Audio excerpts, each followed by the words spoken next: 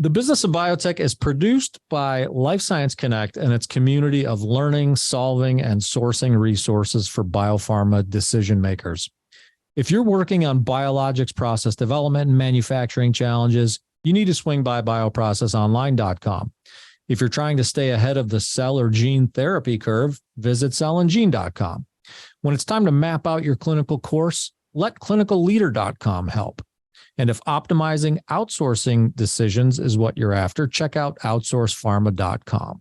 We're Life Science Connect, and we're here to help.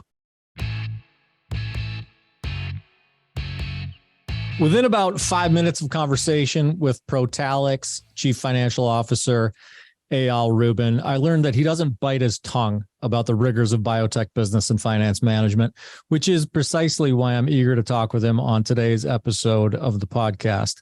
From commercialization deals with big pharma to being about $50 million underwater to swatting away the day trading armchair quarterbacks on Stocktwits, Rubin's seen a few things and he's developed more than a few opinions.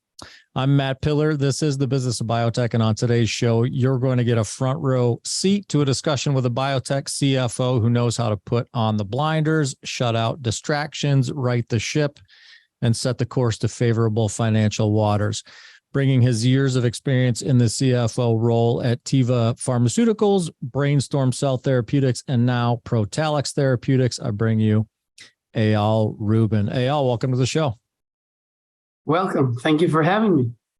I'm super happy to have you. And I want to start. We're going to get to know you a little bit and some of your backstory here shortly. But I want to start with just some backdrop on who and what Protalix is, because you're a unique company in the context of the Business of Biotech. We typically spend our time talking with new and emerging biopharmas who haven't seen an approval yet. And Protalix, in fact, has had a couple now. In fact, it's the first company to gain FDA approval for a plant cell culture express protein. So just to kind of set the backdrop for who Protalix is and what it is, to set up this conversation we're going to have about financial management and your role there, just tell us a bit about the company and that very unique product. Sure. So Protalix was founded almost 30 years ago in 1994. And as you mentioned, it's the first ever company that gained FDA approval for a unique Protalix platform. The platform, basically, we express complex human protein through plant cell in suspension. And 99.9% of the systems in the world, they express complex human protein through mammalian cells, which is called CHO systems. We do it through plant cells. As always, you have advantages and disadvantages, but I think that the most standing out ones is obviously the cost of setting up such a production plant. We're talking about a fourth and maybe a fifth of the cost of setting up a CHO system plant. No risk of viral contamination. We just came out of COVID. Not even. I heard that there's like a new version of COVID somewhere in the UK. We have zero risk of viral contamination, means that the plant viruses cannot be transferred to human beings, obviously. This is the reason that through COVID, we worked like 100% utilization of the plant, of the production plant. And I think that the ease of use, we manufacture at room temperature, no need for closed loops, clean rooms, everything like is in regular rooms. We take polyethylene bags, plastic bags of hundreds of liters, and you simply express the complex human proteins, and it goes all the way up and downstream till you have this little 20 milligram value. Yeah, it's interesting. I've had companies on the show who are earlier stage, obviously, like I said, no approved products, but who are working with plant-based cells, tobacco plants, moss. Is there a particular plant that Protalix is working with? So the first approved drug, as you mentioned, we have two approved drugs. One of them is Elelyso, that was the first one for the treatment of Gaucher disease. This is based on carrot cells. And the second one is tobacco cells, Elfabrio, the drug, the treatment for Fabry, which is based on BY2 tobacco cells.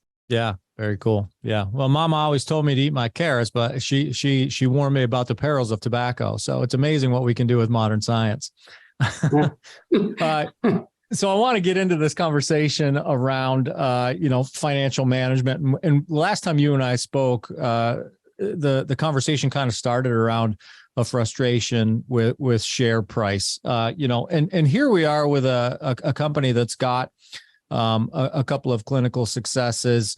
You've had obviously scientific success that led to that. And yet your share price doesn't necessarily reflect that success. Frame that up for us. What gives? So that's the $1 billion question, and we'll spend some time on it then. Yeah, we find it also challenging to explain to ourselves, to the board, and obviously to the investors. And if I had to frame it, I think that I would just mention, I think, 3 different aspects of obviously it's a complicated discussion and analysis. There are various reasons. I can blame the markets, the NBI, the XBI. I can blame the whole world and his mother. But looking inside into the company, I think that 3 things really stands out. A, the company has its history, and you can't wipe it out. The company at peak, was traded at $1.2 billion. On the back of the approval of the first drug, Elelyso, after signing with the commercial agreement with Pfizer. And I think that evidently the company didn't deliver. And, without getting into the details, obviously Pfizer doesn't sell. So, 40% royalties of a zero stays a zero. And the company went into financial distress and took debt in the form of convertible notes. And slowly but surely, my welcome present as a CFO, I got the company at the $15 million market cap. So we let down plenty of people, probably not only let down, but also pissed them off. Mm-hmm. So I can't blame them. That's first. Second, I think that, given the first experience that our investors had, the proof is in the pudding. The fact that, we have a second approved drug, both in the US and outside the US, in Europe, is very exciting. As you say, a clinical success, which we should be proud of, and we are. But yet to be proved on the commercial side. And we picked Chiesi. We think that they are like a very good partner, very committed one. They put a lot of money, on stake here. And they're starting. They just launched in the US, and they are launching now in several countries in Europe. But they will take time. And I think that the investors, and looking at statistics, companies with 1 or 2 products after approval, the share declined anywhere between 40 to 50%, because people needs to see now the proof is on the company until you really show some sales. And I think that's the second factor. The third, I think, is also the mix of the investors. We did the secondary offering in 2021 with Bank of America. We had all the hot names, Vanrock and Vanguard and Baker and Munich and Perceptive and BlackRock. And once we got the CRL, obviously, they all, sold the shares, and we were left with retail. Some of them are very loyal, very sophisticated, but some of them are not. And some of them are making their 10, 20 cents, and they simply dump the share. And when you have 95% of your investor base is heavily, relied on retail, obviously it's very difficult to push the share. And that's what we're struggling. Nevertheless, we're trying to manage not only the share price, but also a company. And we brought the drug to the finish line. And we're going to keep on doing whatever we can do and wherever, we have in our power. To push the share price up and maximize the shareholders' value. Well, let's talk a little bit about that. Like what is within your power? And I think of the 3 things that you mentioned, my very simple take on it would be the two of them feel like there may be some levers, dials, buttons you can push, pull, and turn. The commercial proof one, that just may take time. Although, there's a solid effort behind that too. So let's take each one of those and maybe just give me some thoughts and kind of put yourself in the position of, a seasoned CFO who's maybe giving some advice to a CFO who might face these same challenges moving forward. The history, overcoming the history of a company that has had its fair share of struggles. And we'll talk a little bit about that turnaround in a minute too. What do you feel like you and the other, C-suite director level employees at Protalix have to offer to adjust or change course of sort of that historical perception of the company?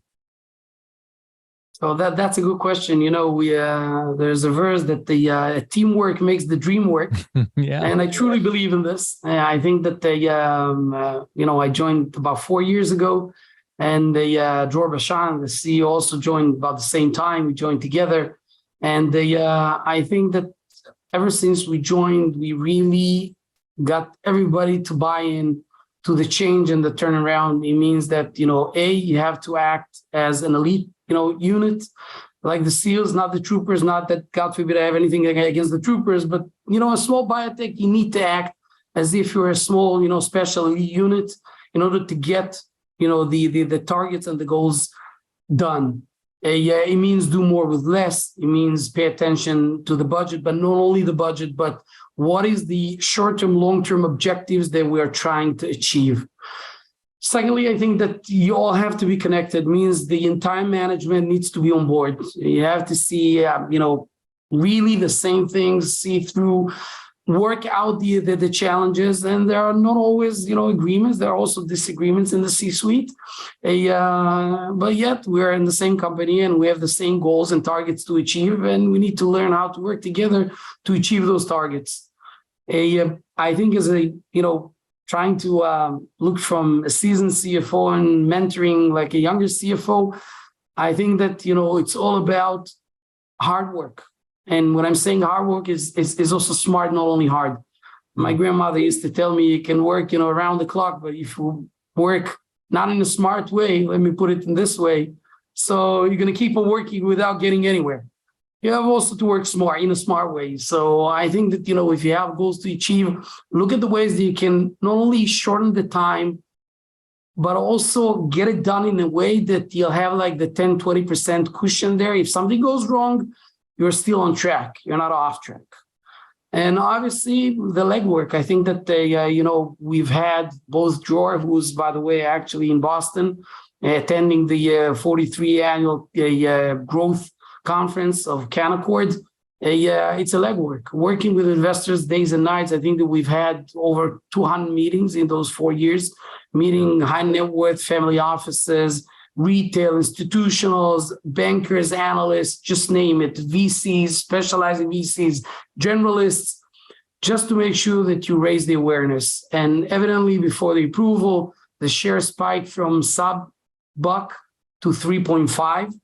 True, the share went down. And I think that again, looking at yesterday's trading, it wasn't like, 500,000 shares. It was like in the many millions of shares that were traded yesterday on the back of the second quarter reports that we just filed yesterday. And I think that investors are waiting and they're sitting on the sidelines to see if the company is really going to pick up and ramp up the sales. Once we do, and gradually, I truly believe that we will show investors that over time, this company is going to go back. I can't promise to be a $1.2 billion dollars company, but I can truly say that, it's not a $136 million market cap company. We're not there. Yeah. Yeah. I want to jump to the investors. That's a beautiful segue. You teed that up just in a lovely way for me, Eyal. What control do you have over your investor mix? And I guess a more pointed question would be, what control do you dare exercise over your investor mix? Like, if you were going to point to that, of those three challenges that you mentioned, if you're going to point to that one and say, well, there's something that we might want to wrestle to the ground here in terms of your investor mix, what would it be? I think that what we're trying to bring is really more institutional. It's not that we have anything against retail. To the contrary, they supported the company, and some of them are true loyal investors of ours. Some of them are like holding the share for the past 10 or 11 years. And they've been at 120 and they went down to like 15 cents per split. And what we are trying to do really in order to maximize the shareholders' value is to bring those strong, solid institutionals that are not just going to join the party on the back of a secondary offering because they're looting everybody to death. That's very easy. I go out there at current pricing, I issue $40 million, I wipe out the retail entirely, and I bring institutionals. That's not what we're trying to do as a responsible management. And we know how to be thankful to the loyal investors who stood by us during the challenging times. What we are trying to do is bring long-only investors through the NDRs that we're doing, just buy along in the market. And if and when will the time is going to be right in terms of the share price, the volume, and the right opportunity. If we'll have the right asset that we'll be willing to acquire, I guess that's going to be also another point of change that we can bring some very strong institutional investors through whatever. It can be a pipe, it can be a secondary, and also gain, analyst coverage. I think that, another point that, I forgot to mention earlier, because I find that retail doesn't really pay attention to this, but the more sophisticated second, third tier institutionals, and obviously the first tier, they also look at the research and the fact that we didn't do an equity offering other than the one in 2021 with Bank of America. We have coverage only by HC1 right, and they are benched because we have, a live ATM. Not that we're using it. Yesterday we said, out loud that we have no needs for near-term needs for cash. Nevertheless, it's up and running and it's alive, so they can't really cover us. We have Zacks. We have John from Zacks, and for taking people like 3i and Serato and Bain and RA, their first question, second question, who covers you? So obviously, slowly but truly, we hope that we're going to be attractive enough. That's one of the reasons we are meeting those, analysts, research analysts, that they're going to start covering the company even without doing a deal. Yeah. Due to the sales, our positioning in the market, you can't ignore the third drug in the Fabry space. The first two were approved in 2001, 2003. You're talking about 20 years that nothing got approved in this field, and all of a sudden there is one. They can't ignore us. So even if they're going to just mention that us as part of another report that they're writing on Faberzyme or a Repligal or Amicus, I guess that that's for us, it's important. Yeah. I want to jump back to that middle point, the commercial proof point that you mentioned that, it obviously impacts share price. And I want to make it clear to the audience that this scenario that I'm going to present to you happened prior to your joining Protalix, but it speaks, I think, to this commercial proof, right? The impact of commercial proof. So before you joined the company, Protalix signed a commercialization agreement with Pfizer on that first approval to treat Gaucher disease. And I got the sense when you and I spoke last that you were less than satisfied, perhaps, that you thought perhaps that product was underperforming its potential. So one is, would you say that's the case? Is that true? And two, to do it over again, what might you do differently in that commercialization effort to improve its performance? So first, I'll address your first question. Yes, I think that, evidently we have in Brazil, it's the only market that we were left with. Don't ask me why. That's the most, remote place from Israel, culturally, distance, whatever. And we have something like 25% of the market share. So evidently it's not Diet Coke, and it works. And the drug is like similar to Serazyme and Viprev, the other two, competing drugs. I think that, and I'm not here to criticize Pfizer, God forbid, but I think they're coming from a big company. We're mentioning, my background coming from Teva. I think that, at the giant monster like Pfizer, when something falls between the cracks, it simply doesn't fly.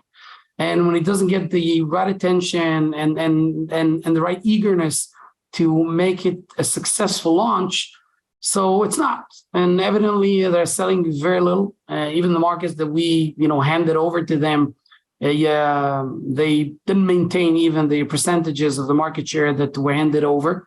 And they have their own reasons. And again, I'm not here to criticize, but I think that this could have been like a completely different story. And the success, the clinical success story could have been followed by commercial success. Hopefully that's going to be the case with the Fabio. To your second question, what could have been done differently? That's like, sliding doors. You can never know. Back then we had offers the company before my time had offers on the table from a competing offer from Teva. And the down payment was different. The royalties were different. And again, it's not that I know if Teva would have done a different job, but I think that they, maybe going after the giant partner is not always the right solution. Maybe you're looking for somebody who's smaller, but hungry and starving for success, and you're going to work closely with them. And I can, those past 4 years working with Chiesi, I can tell you that the eagerness is there. They are like fully committed. They are dedicated. They are doing everything in their power on all fronts, the regulatory front and the commercial front, and helping us, behind the scenes. And I think that, Giacomo Chiesi himself, who's the head of the global rare disease, was invited and he presented in our investors event late June. And I think that they showed their commitment to the success of the Elfabrio launch. And let's all hope that it will be even more successful than we think. Yeah. Good deal. All right. Well, I think I have one more question that paints the bad news picture, but it's a good point to pivot the conversation towards the positive, and that is when you joined the company 4 years ago, it was pretty much underwater. You had I think you mentioned that you had like $8 million in cash and $58 million in debt. So well, I've got a few questions about that. The first one would be like, why would you take that job? That's a good question. I was asking myself this question for the past 4 years. Believe me. I'll tell you the anecdote. I was in New York. I attended the BioCEO conference as a CFO of Brainstorm Cell Therapeutics, and I'm getting a phone call from Tel Aviv district. And I pick up the phone, and on the other line, Mr. Shlomo Yanai, who was the CEO of Teva when I joined Teva, obviously. And he asked if I have time to meet him. And I said, of course, why don't we meet on Broadway somewhere? Obviously, he didn't know that I'm in the States. And he asked me to meet as soon as I'm back. And I met the guy as soon as I landed. And he told me about a company with a great story, with a success story of one approved drug. Obviously, unfortunately, a commercial failure, but a great clinical success with second drug on its way. Amazing team, highly, experienced and knowledgeable, great culture up north, in the northern part of Israel. And the only thing which is missing is leadership, knowing your ways on Wall Street, the financial, institutions. And that's what they're looking for, somebody to really help the newly appointed CEO, back then was Dror Bashan, to really turn around the ship. And I'm not shy or afraid from taking challenges. I'm not known to be that shy. I'm a Reddit, although it's hard to see. But and I said, what sounds like a very interesting story. And truly talking to Fabry patients and their families, I said that might be not only on the professionalized side, but it's also a challenge to bring this drug to market for the patients and their families. And it's not that there are no treatments, there are, and I'm the last one to speak, speak about them. But I think that this drug, I thought that has its own uniqueness, and I wanted to really bring it to the finish line. And I took the challenge. Again, I'm not going to tell you that I cursed myself 1,000 times during those 4 years, but retrospectively, I'm proud, so proud and happy that I took this challenge. And not only because we got the approvals, which is important, it's very exciting to be part of a company's second approval. We happen to be in the States. We met a bank and we got the notification from the FDA that it got approved by the FDA in the middle of the meeting. And we obviously stopped everything and started celebrating. Mm-hmm. Very exciting times, but it's also on the personal level, seeing the success in your own eyes, how families and patients and physicians are extremely pleased with this. It makes me feel, I think, satisfied. Yeah, that's awesome. Obviously the turnaround story, I'm sure the approval plays into the turnaround story, but this company had already proven that an approval is not an automatic forebearer of success. So there's got to be more to the turnaround story than just the approval. And I'm hoping you can share some sort of fundamentals of your approach that helped turn that ship around and navigate it into a profitable, into more profitable waters? Yeah, sure. So I think that the fact that I know Dror for 11 years already.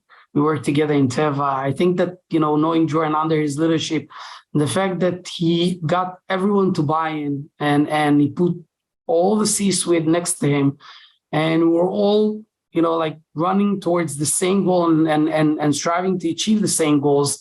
That helped a lot, putting things in order, the organized way and fashion that he manages things. Everything is open, everything is on the table.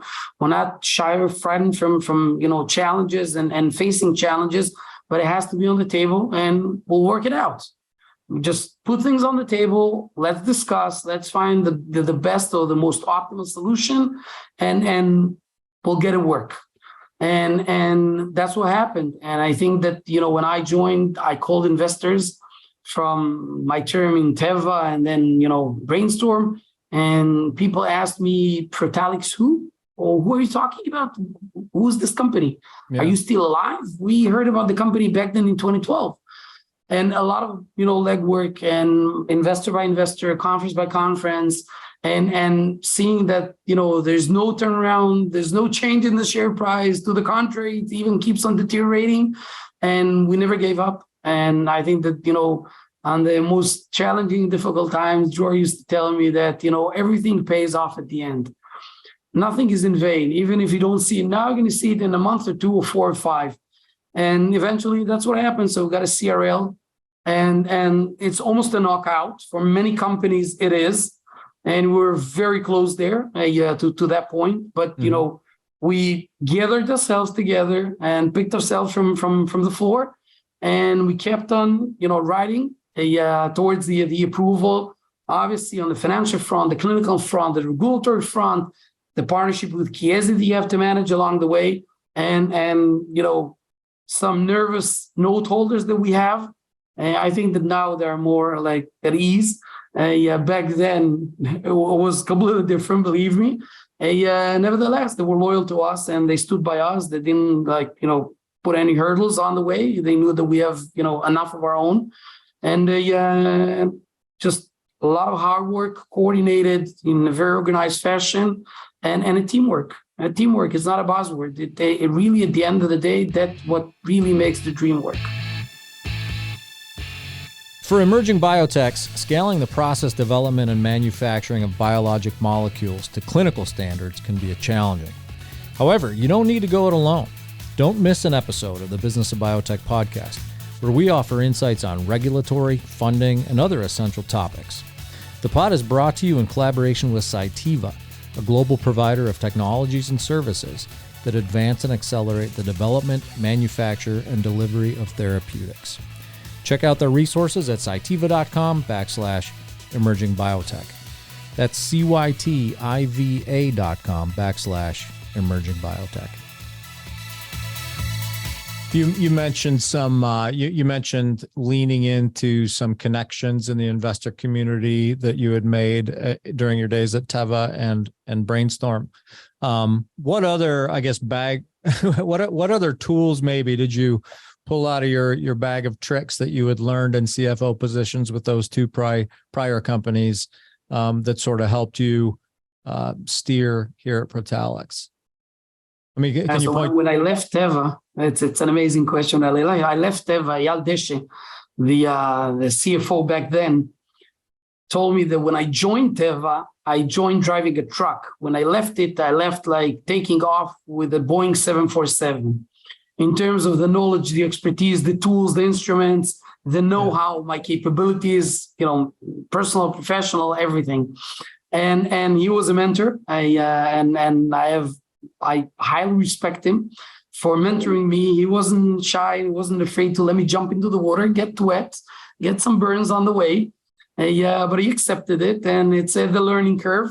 But he let me play. And at the end of the day, I think that I brought to Protalix, both from Teva and obviously also from Brainstorm, going from a giant company like Teva with 57,000 employees, going to Brainstorm, small biotech with like 45, 50 employees, This is like a 11 billion back then when we issued the money was $60 billion at Teva, going to a $150 million market cap. Totally different story. You have to adjust. You have to fine tune all the capabilities and whatever you do.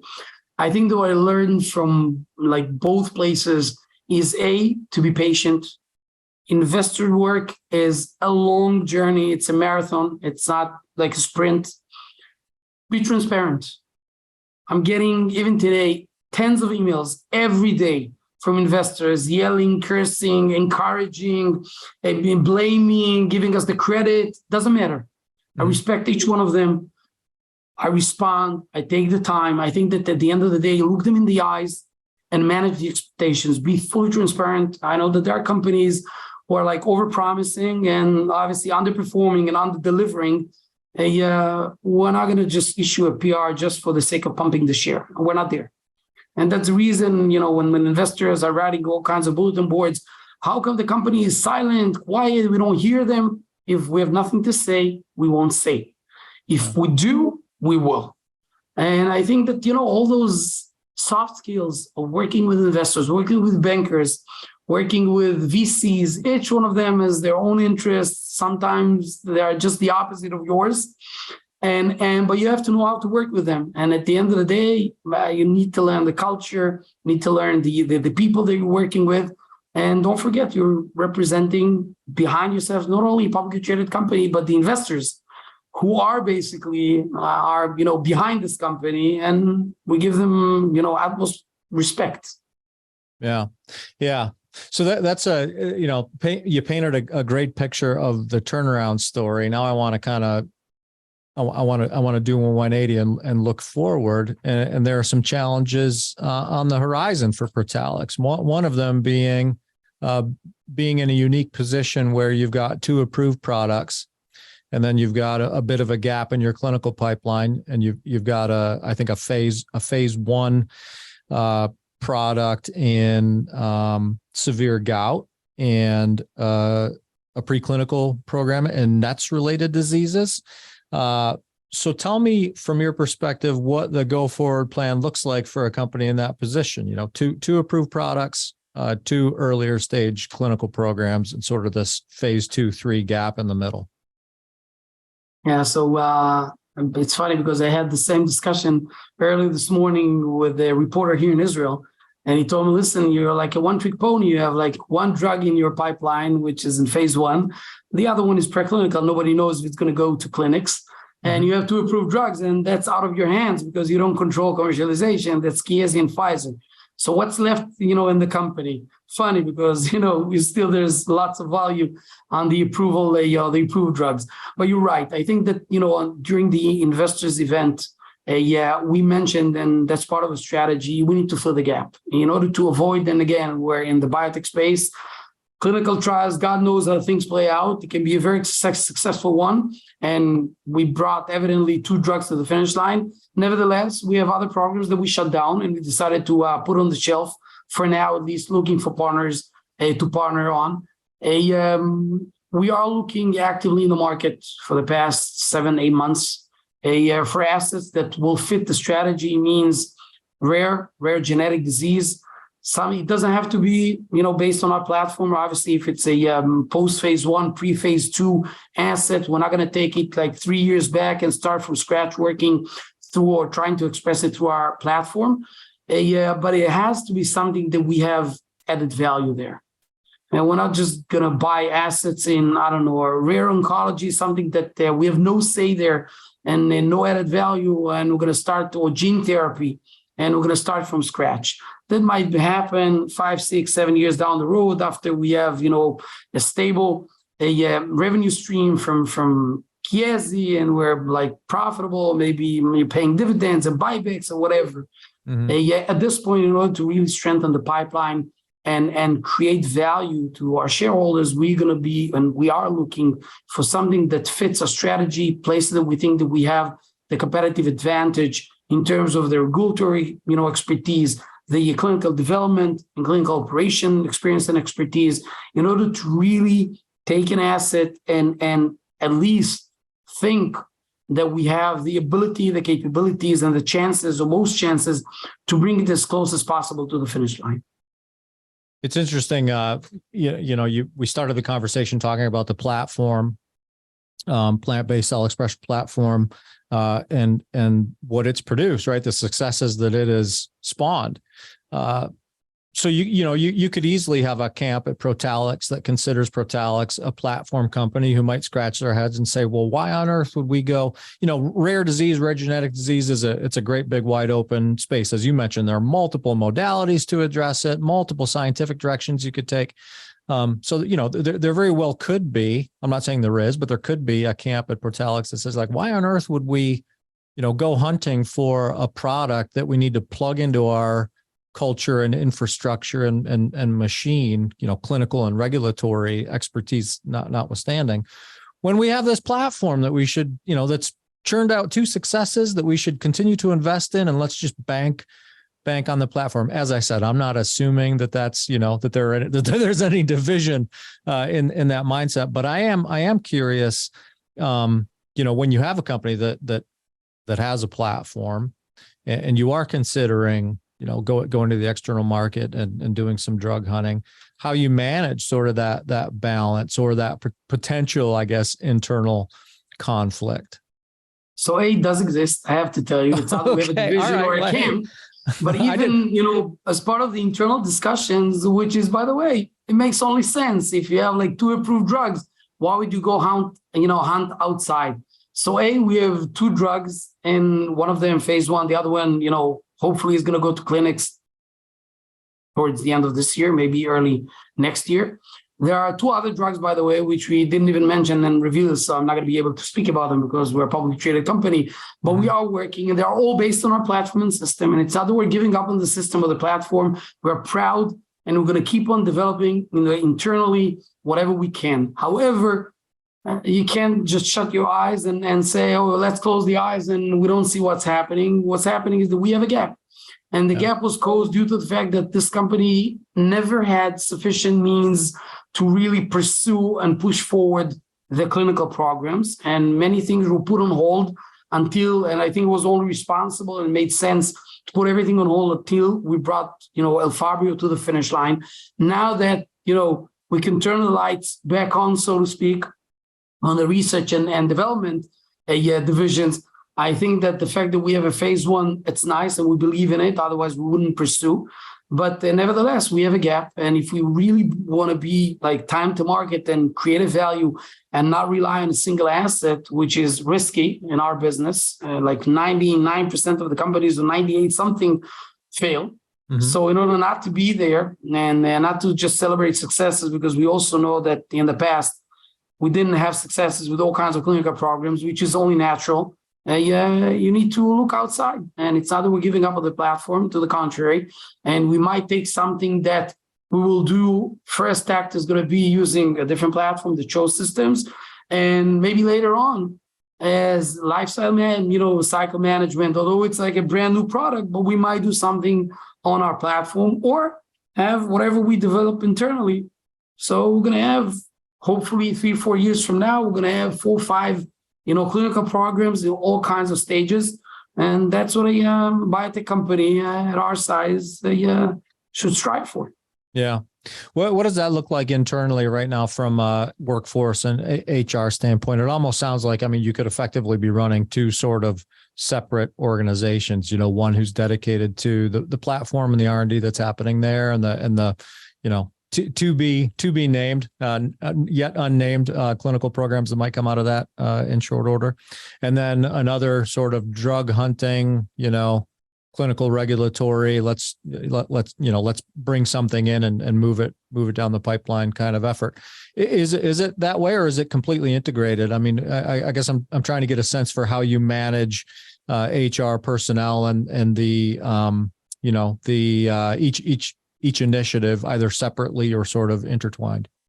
So I think that the devil's in the details, as always. It depends on the asset. If we're going to buy an asset that will come with personnel. Obviously, that's going to be one thing. If we're just going to buy the asset, obviously we'll have to strengthen the R&D arms, both the R and the D, and take it from there. It also depends on the stage. If it's like a pre-phase 1 or phase 1, yeah, it's one thing. Phase 2 ready, middle phase 2, it's a different story. Not to mention phase 3, which is like 70% there. So I guess it depends on the asset, depends on the stage.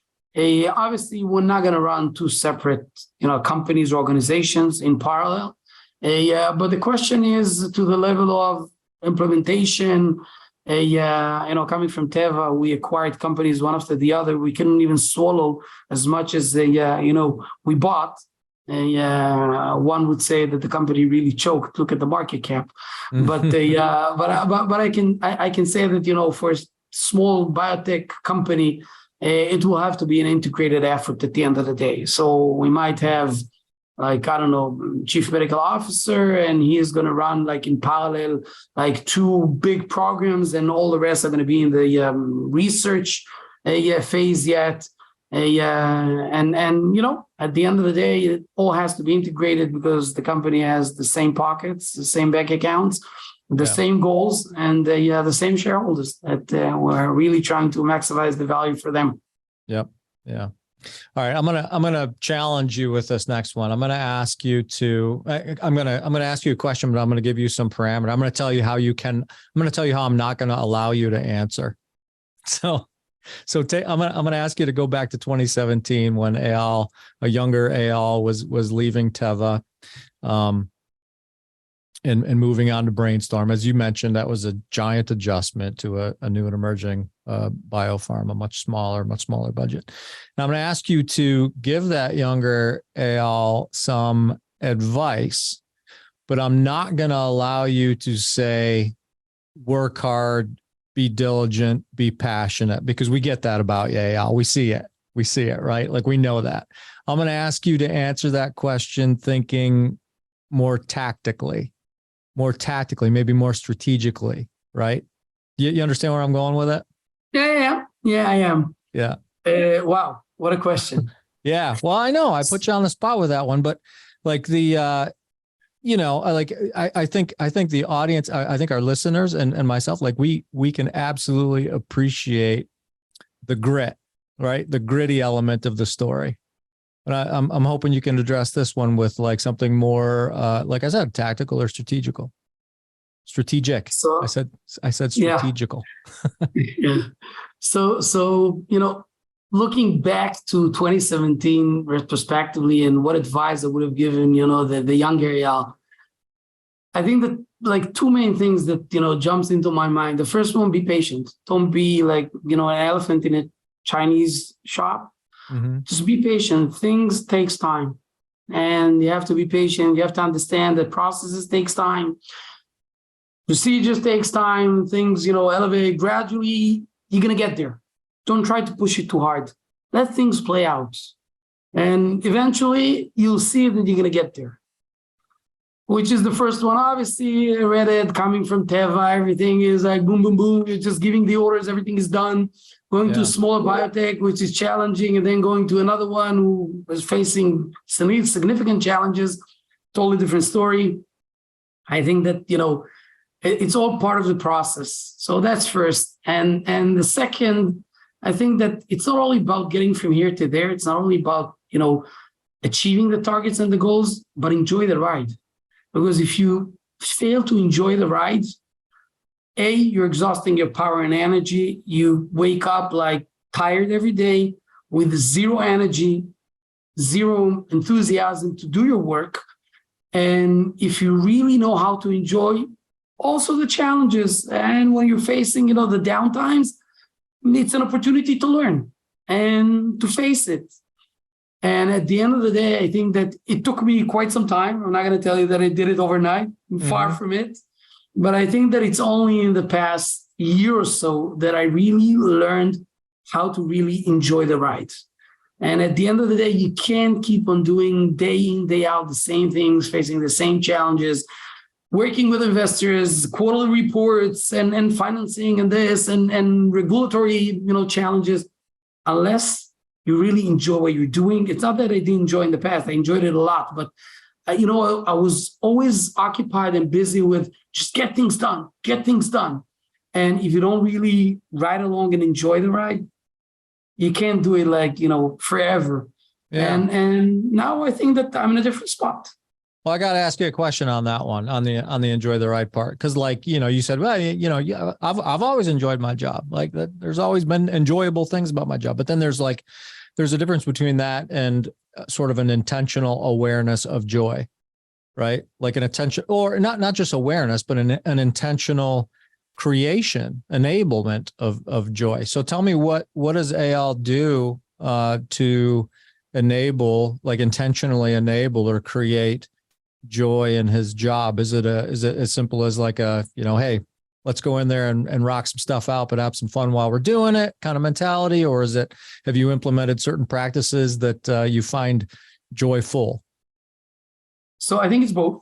I'm trying, even during conferences and challenging times, and we're shortening every quarter, we're shortening the time, between the end of the quarter and the time that we file the reports.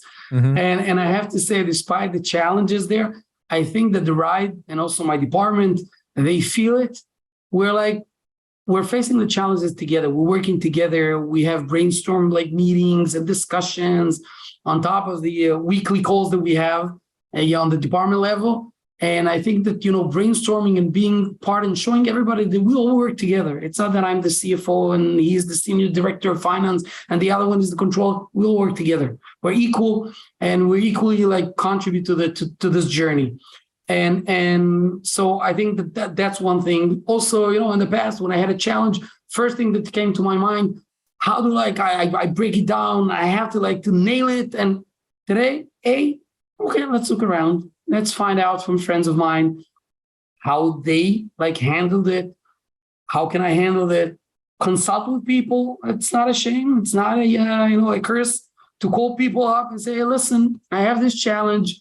Can't elaborate too much. A publicly traded company. However, what would you do? Mm-hmm. Had you been in my shoes? And I think that part of the learning is part of the joy in this position. Because you have the opportunity, Section 174 to the, U.S. taxation. It's a nightmare. Looking even, the big four, they can hardly, understand what's behind it, or 381, all kinds of crazy rules.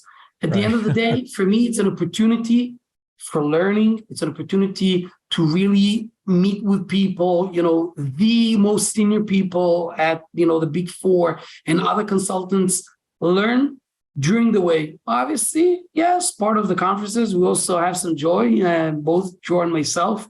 We have, our own tradition while we're in San Francisco, go to a basketball game, and then we go to Broadway shows, and we know also to enjoy the time. You have to have those breaks.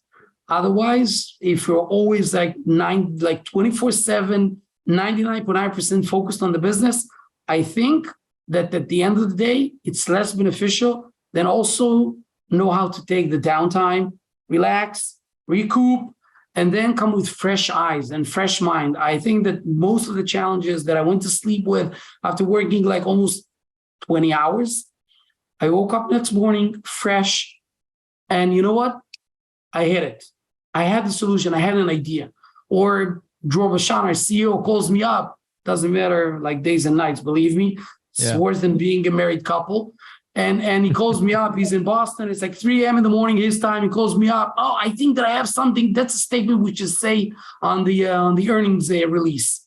Okay, fine. Let's discuss. I think that's part of the joy. Yeah, very good. That's perfect advice. That's great. Go see a ball game and take those 3 a.m. calls. We're going to wrap things up here. We're running short on time, but I want to give you an opportunity to share a little bit of what's next, sort of on the immediate horizon in terms of next steps, milestones for Protalix. I think that the next steps are obviously on the commercial front, working closely with Chiesi on the forecast projections, manufacturing, make sure that we have a stable supply for their inventory, build up demand and the market demand. Make sure that we smoothen as much as possible the revenues in a way that there aren't going to be too many hiccups on the way, trying also to push Brazil and Pfizer as much as possible. It's out of our hands. Brazil is the government, and Pfizer is Pfizer. Nevertheless, we can work with them and see where they're at, and trying to really efficiently manage our workforce and production plans. On the clinical front, obviously, keep on deep diving until finding an asset, the right one for us, that we're going to have really the competitive advantage there. And keep on developing, internally whatever we have. I came here to stay. I didn't come to leave, and I had the opportunity during the past 4 years, plenty of times, many offers and many opportunities to leave the company.